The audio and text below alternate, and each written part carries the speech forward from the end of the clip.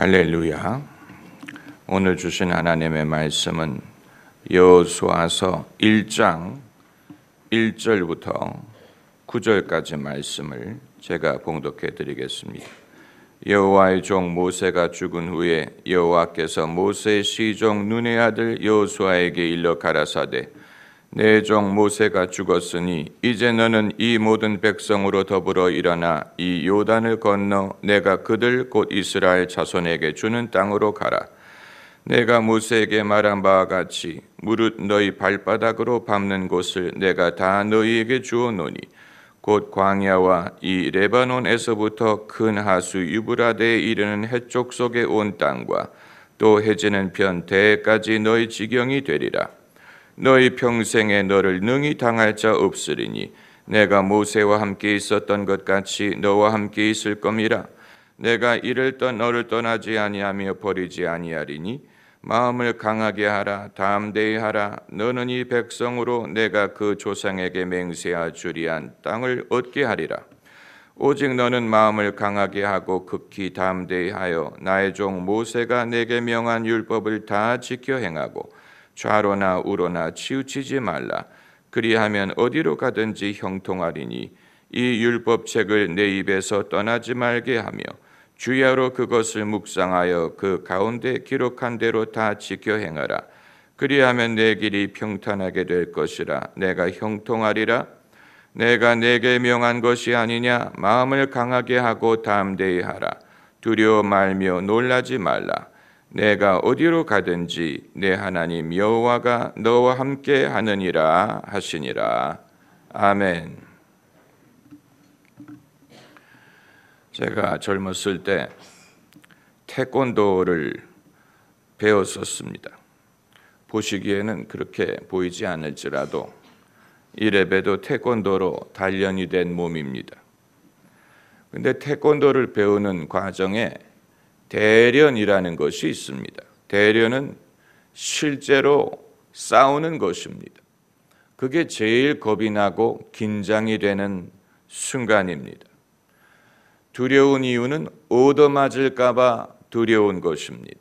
그래서 대련을 할 때 보호 장신구를 착용하기도 하고 그러는데 일단 붙기 시작하면 그때부터는 두려움이 없어지고 그때부터는 흥분이 되기 때문에 두렵다는 생각을 하지 않고 잘 싸울 수 있습니다. 이 맞을까 봐 겁을 내는 것인데 치명타만 아니면 대련할 때 맞는 것은 그렇게 크지 않습니다. 많은 사람들이 맞을까 봐 엄두를 내지 못하고 그리고 상대방을 어떻게 공격해야 될지 모르기 때문에 멀리서 지켜보기만 합니다. 만약에 제가 태권도 사범을 한다면 훈련생들에게 맞는 훈련을 좀 시키는 게 좋을 것 같습니다. 맞는 게 그렇게 아프지 않다는 것을 느끼게 하기 위해서, 맞는 게 어떤 것인지를 알게 하기 위해서 실전에서 겁을 내지 않게 하는 것입니다. 여러분, 우리가 살면서 제일 염려하는 것은 뭔가 아픈 일이 있을까 봐, 실망스러운 일이 있을까 봐 겁을 냅니다. 내 소원대로 되지 않든가, 또 내가 기대한 대로 되지 않은 것에 대한 아픔에 대해 우리가 염려할 때가 많습니다. 그렇기 때문에 새해를 시작하거나 어떤 일을 시작할 때 겁이 나는 이유가 바로 거기에 있습니다. 그러나 우리는 이미 맞는다는 것이 어떤 것인지를 알 만큼 살아본 사람들입니다. 맞는다는 것이 어떤 것인지를 알고 그게 애초에 생각했던 것처럼 그렇게 치명적이지 않고 충격적이지 않다는 사실을 압니다.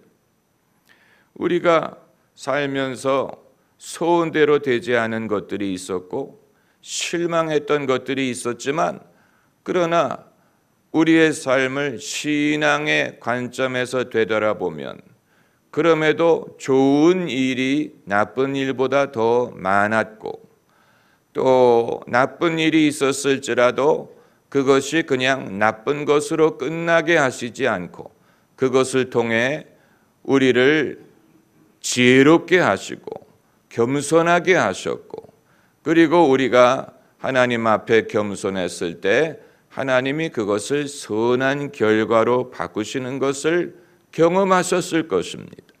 그것이 반드시 큰 일이 아니더라도 크든 작든 하나님이 우리의 삶에 없다고 생각하는 것과 계시는 것과는 엄청난 차이가 있습니다. 이것은 우리가 믿지 않고 경험해 보지 못한 사람에게는 증명하기가 어려운 것입니다. 이건 살아봐야 알 수 있는 것이기 때문입니다. 우리가 눈으로 하나님의 존재를 볼 수 없어도 그럼에도 그리고 개념적으로 하나님을 이해하는 것과는 별개로 우리 삶 속에 하나님이 함께 하셔서 당신의 이 일을 이루시는 것을 우리는 크고 작게 경험을 해 보았습니다. 그렇기 때문에 결코 인생이 내가 혼자 홀로 아무도 인도하는 사람이 없고 돕는 사람이 없이 내 힘으로 내 의지로 사는 것이 아니라는 사실을 우리는 경험을 해봐서 압니다. 결국 우리의 삶에 신앙을 배운다는 것은 바로 그것을 말하는 것입니다. 하나님이 무슨 산타클로스처럼 내가 달라는 것을 다 주시는 그런 하나님이 아니실지라도 그럼에도 내 인생이 내가 홀로 걷는 내 의지와 내 선한 뜻에 좌우되는 것이 아닌 나보다 더 크신 분이 계셔서 내가 생각하는 것보다 더 큰 목적을 가지고 내가 생각하는 것보다 더 큰 원칙을 가지고 우리의 삶을 인도하시는 것, 우리의 삶을 인도하시는 것뿐만이 아니고 세상의 역사를 주관하시는 것을 우리는 보기를 원하는 것입니다. 그게 10년, 20년에 다 보이는 건 아닐 것입니다. 그건 몇 세기, 몇 천년을 두고 봐야 역사를 통해 하나님이 어떤 일을 하시는지를 알 수 있을 것입니다마는, 여러분, 우리 모두는 각자의 간증을 가진 사람들이, 간증이라 하면 나의 스토리를 말하는 것인데 그냥 무슨 사생활을 말하는 게 아니고 내가 예수 그리스도를 믿고 하나님 아버지를 믿음으로 하나님이 내 인생에 어떤 일을 하셨고 그것이 나를 어떻게 변화시켰고 그것이 어떻게 내게 유익이 되었고 그리고 하나님의 말씀대로 된 것이 이런 것이다를 말할 수 있다면 그것은 간증이 없는 신앙인은 아무도 없습니다. 그건 불가능합니다. 자기가 믿기 시작한 것도 간증이, 그리고 의심을 할 때마다 믿음을 회복할 수 있었던 것도 간증이, 그리고 자기가 과거에는 기도 생활을 심각하게 하지 않았는데 기도를 하기 시작하면서 일어난 변화, 그것 역시 간증이, 그리고 이제 하나님이 나의 삶 속에 어떤 뜻을 갖고 계시고 어떤 길로 인도하셨고 내가 그것을 제대로 따랐든지 제대로 따르지 못했든지 간에 그럼에도 불구하고 우리를 포기하지 않으시고 우리 삶을 통해 선한 역사를 이루고자 하시는 하나님의 흔적, 하나님의 증거를 경험할 수 있었다면 그것은 대단한 놀라운 간증이 되는 것입니다.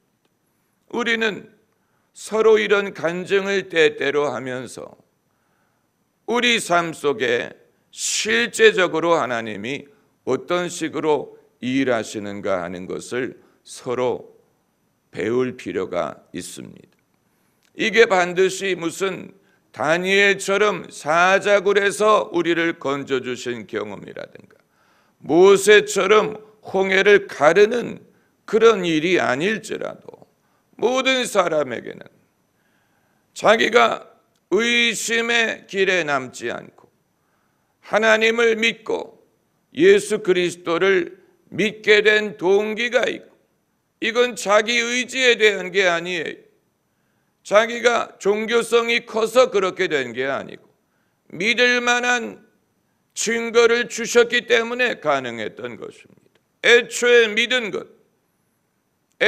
믿은 것도 하나님의 은혜로 말미암았던 것이고, 그리고 그 믿음을 하나님이 키워주신 것, 내가 어린아이가 아니고 믿음의 어른이 될 수 있도록 인도하신 것, 그것도 대단한 간증이 바울 서신에 바울이 교리와 신학과 그리고 교훈만을 담고 있는 게 아니고 거기에 자신의 간증이 담겨져 있지 않습니까? 자신의 간증을 예화로 사용할 때가 많지 않습니까? 바울은 많은 병자를 고치고 많은 능력을 행하고 많은 수고를 하고 하나님이 하시는 많은 일들을 경험을 했지만 본인의 삶에 있어서는 본인의 삶은 기적에서 기적으로의 연속은 아니고 그도 우리와 같은 사람이었기 때문에 이런 염려 저런 염려, 이런 일 저런 일 다 경험을 하고, 그러나 그 가운데 하나님의 목적이 있고 선한 계획이 있고 때로는 자기에게 힘들었던 일, 괴로웠던 일들이 있었죠. 그러나 그것을 통해 주님이 선한 결과를 얻으시는 것을 항상 믿었고 또 그런 결과가 나타났습니다. 사도 바울의 간증이 그러하다는 말씀을 드리는 것입니다. 여러분, 믿음의 크기는 무엇으로 재느냐? 믿음의 크기를 무엇으로 측량할 수 있느냐? 믿음의 크기는 자기 자신을 지탱할 만한 믿음만을 가진 사람은 작은 믿음이고, 내가 믿어서 내 주변에 그 믿음의 힘을 의지하는 사람들이 많아질수록 우리의 믿음의 분량이 커지는 것입니다. 그래서 이 바울이 말하기를 주 예수를 믿어라, 그리하면 너와 내 집이 구원을 얻으리라. 그 믿음의 결과로 너만 구원을 받는 게 아니고 너와 내 집이 구원을 얻으리라. 이건 벌써 시작할 때부터 그 믿음의 영역이 대단한 것입니다. 한 사람이 믿어서 그 온 집이 구원을 얻을 수 있다면, 그런데 그것이 점점 넓어집니다. 바울을 이방인의 사도라고 부르는 말은 이방인의 영적인 운명이 바울에게 달렸다는 얘기, 바울의 하기에 따라서 이방인들의 구원이 이루어질 수 있다는 얘기니, 그렇기 때문에 바울을 이방인의 사도라고 불렀으니 얼마나 큰 책임을 맡은 것입니까? 그렇기 때문에 우리가 믿어도 나만을 위해 믿는 것이 아니고, 그리고 이제 중요한 것은 내가 수고하고 또 인내하고 충성하는 것이 나만을 위한 것이 아니라는 사실. 나만을 위해서 그렇게 수고할 일 별로 없어요. 나만을 위해서 한다면 인내할 일 별로 없지. 그러나 대의를 위해서 살고 맡기신 일을 가지고 충성하는 데 있어서는 우리가 기도를 하든 순종을 하든 섬기든 인내를 하든 이 모든 것은 나만을 위한 것이 아니에요. 예수께서 십자가에 시련을 당하심으로 온 세상 죄를 지고 가셨는데, 여러분, 이처럼 신앙인의 순종과 믿음의 실천에는 엄청난 힘이 있고 효험이 있다는 사실을 우리가 기억해야 됩니다. 성경에 등장하는 기도하는 사람들은 자기만을 위해 기도하지 않았어요. 그 기도의 능력이 이후에도 나타났습니다. 한나가 기도함으로 그 아들이 사무엘 선지자가 될 수 있었고, 사가랴와 엘리사벳의 신앙을 보시고 하나님이 세례 요한을 그들에게 주시지 않았습니까? 기도하는 사람의 그 기도가 당대에만 유효한 게 아니고 본인에게만 유효한 게 아니고 많은 사람이 그 기도의 혜택과 능력을 경험할 수 있습니다. 믿음의 위대함이 여기 있습니다. 믿음, 내가 누구를 돕고 섬기고 이 땅에 나의 수고의 흔적을 남기기를 원하는 사람은 믿음을 가져야 되고, 그 믿음의 복이 커져야 되고, 기도해야 되고, 그 기도의 영역이 커지는 것입니다. 그렇게 하면 여호수아처럼 너는 이 백성으로 하여금 이 땅을 얻게 하리라. 대단한 말씀이, 여호수아가 이 땅을 얻는다는 말이 아니고 여호수아가 인도하는 백성이 이 땅을 얻도록 한다. 얼마나 위대한 사명.